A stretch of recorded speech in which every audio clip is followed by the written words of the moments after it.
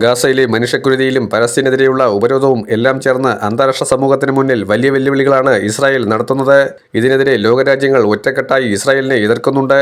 എന്നാൽ അമേരിക്കയ്ക്കൊപ്പം നിൽക്കുന്നു എന്ന അഹന്തയിൽ വീണ്ടും മനുഷ്യക്കുരുതിയിലൂടെ കടന്നുപോവുകയാണ് ഇസ്രായേൽ.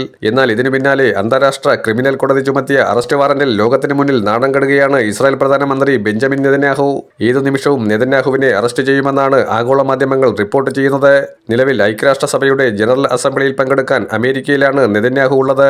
അറസ്റ്റിനെ ഭയന്ന് അഭയം തേടിയെന്നൊക്കെ ആഗോള മാധ്യമങ്ങൾ റിപ്പോർട്ട് ചെയ്യുന്നുണ്ട്. അറസ്റ്റ് ഭീതിയിൽ യൂറോപ്യൻ വ്യോമപാത കയറാതെയാണ് ഇസ്രായേൽ പ്രധാനമന്ത്രി ബെഞ്ചമിൻ നെതന്യാഹു യാത്ര ചെയ്തത്. ഐക്യരാഷ്ട്രസഭയുടെ ജനറൽ അസംബ്ലിയിൽ പങ്കെടുക്കാനായി അമേരിക്കയിലേക്കുള്ള യാത്രയിൽ നെതന്യാഹുവിന്റെ ഔദ്യോഗിക ജെറ്റായ വിങ്സ് ഓഫ് സിയോൺ പതിവ് പാതയിൽ നിന്നും മാറിയാണ് സഞ്ചരിച്ചത്. അന്താരാഷ്ട്ര ക്രിമിനൽ കോടതി ചുമത്തിയ അറസ്റ്റ് വാറന്റുകളിൽ നിന്ന് രക്ഷപ്പെടുന്നതിന് വേണ്ടിയാണ് നെതന്യാഹു അമേരിക്കയിലേക്ക് വളഞ്ഞ വഴി സ്വീകരിച്ചതെന്ന് വ്യക്തമായിരുന്നു. 2024 നവംബറിലാണ് യുദ്ധ നിയമങ്ങൾ ലംഘിച്ചതിന്റെ പേരിൽ അന്താരാഷ്ട്ര ക്രിമിനൽ കോടതി നെതന്യാഹുവിനും മുൻ പ്രതിരോധ മന്ത്രി യോവ് ഗാലറ്റിനും അറസ്റ്റ് വാറന്റുകൾ പുറപ്പെടുവിച്ചത്. പിന്നാലെ യൂറോപ്യൻ രാജ്യങ്ങൾ ഇസ്രായേൽ ഭരണാധികാരി തങ്ങളുടെ പ്രദേശത്ത് പ്രവേശിച്ചാൽ കസ്റ്റഡിയിലെടുക്കുമെന്ന് പരസ്യമായി പ്രഖ്യാപിച്ചിരുന്നു. അയർലൻഡും നെതന്യാഹുവിനെ അറസ്റ്റ് ചെയ്യുമെന്ന നിലപാടിൽ എത്തിയിരുന്നു. അതുകൊണ്ട് തന്നെ ശത്രുപക്ഷത്ത് നിൽക്കുന്ന രാജ്യത്ത് കാലുകുത്തിയാൽ അകത്താകുമെന്ന് നെതന്യാഹുവിന് ഉറപ്പുണ്ട്. അത്തരമൊരു സാഹചര്യം ഒഴിവാക്കാനുള്ള ശ്രമമാണ് നെതന്യാഹുവിന്റെ ഗതിമാറ്റം.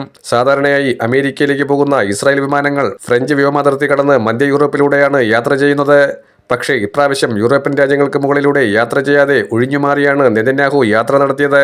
ബ്രിട്ടൻ ഉൾപ്പെടെ പലസ്തീനെ സ്വതന്ത്ര രാഷ്ട്രമായി അംഗീകരിച്ചിരിക്കുന്ന സാഹചര്യത്തിൽ ഐക്യരാഷ്ട്രസഭയിലെ തീരുമാനങ്ങൾക്കായി കാത്തിരിക്കുകയാണ് ലോകരാജ്യങ്ങൾ.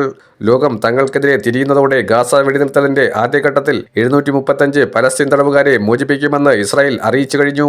ഇസ്രായേൽ ക്യാബിനറ്റ് വെടിനിർത്തൽ കരാർ അംഗീകരിച്ചതിനു പിന്നാലെ ഇസ്രായേൽ നിയമകാര്യ മന്ത്രാലയമാണ് ഇത് സംബന്ധിച്ച് പ്രസ്താവന പുറത്തുവിട്ടത്. 16നും 18നും ഇടയിൽ പ്രായമുള്ള 25 പ്രായപൂർത്തിയാകാത്ത തടവുകാർ ഉൾപ്പെടെ മോചിപ്പിക്കാൻ നിശ്ചയിച്ചിട്ടുള്ള മുഴുവൻ തടവുകാരുടെയും പേരുകൾ മന്ത്രാലയം പുറത്തുവിട്ടു.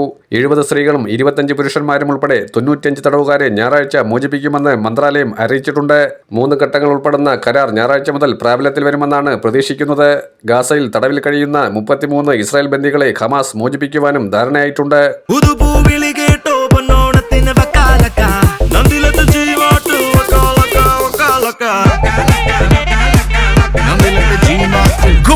ജിമാർട്ടിൽ നിന്നും പർച്ചേസ് ചെയ്യൂ. വക്കാലക്ക ഓഫർ നറുക്കെടുപ്പിലൂടെ ബമ്പർ സമ്മാനമായി ഒരു സ്റ്റുഡിയോ അപ്പാർട്ട്മെന്റും 5 ഹ്യുണ്ടായി എസ്റ്റർ കാറുകളും ഒപ്പം 100 വീതം LED ടിവികൾ, റെഫ്രിജറേറ്ററുകൾ, വാഷിംഗ് മെഷീനുകൾ കൂടാതെ കോടിക്കണക്കിന് രൂപയുടെ ഡിസ്കൗണ്ടും കൈനിറയെ സമ്മാനങ്ങളും. ഗൃഹോപകരണങ്ങൾക്ക് 70% വരെ ഡിസ്കൗണ്ടും. ഗോപുനന്ദിലെ ജിമാർട്ട് കേരളത്തിൽ എല്ലായിടത്തും.